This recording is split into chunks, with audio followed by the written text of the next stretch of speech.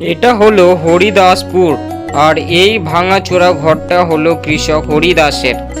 জীবনের প্রতিটা ধাপে ঋণ তার সাথে সাথে হেঁটেছে। মালতী, এবছরও ফসল ভালো হলো না, ঋণের সুদও দিতে পারিনি, জমিটা যদি চলে যায়। ঈশ্বর কিছু একটা উপায় বের করবেন, কিন্তু ছেলেটার পড়াশোনা বন্ধ হয়ে যাচ্ছে, এটা ভাবলে বুক কাঁপে। হরিদাস ঋণ নিয়েছিল ফসলের জন্য, কিন্তু প্রাকৃতিক দুর্যোগে সব শেষ। এখন মাথার ওপর শুধুই বোঝা।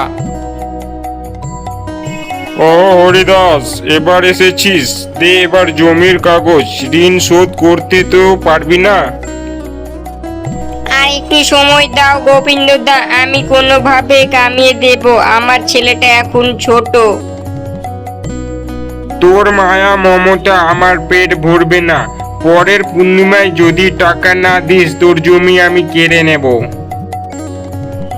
ঋণ কেবল টাকা নয়, একটা গায়ের ঘামের বিনিময়ে অর্জিত সম্মানও কাড়ে।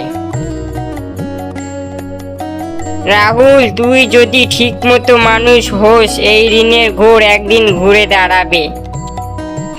বাবা, আমি বড় হয়ে এমন মানুষ হব যেন তোমার মতো আর কোনো বাবা চোখের জল না ঝরে।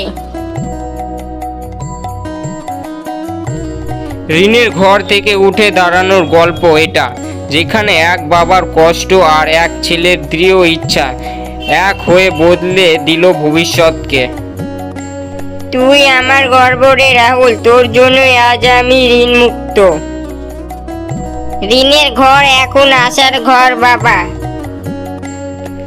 জীবন ঋণের মধ্যে চললেও আশা যদি অটুট থাকে, সেই ঋণের ঘর একদিন আশীর্বাদের ঘরে রূপ নেয়।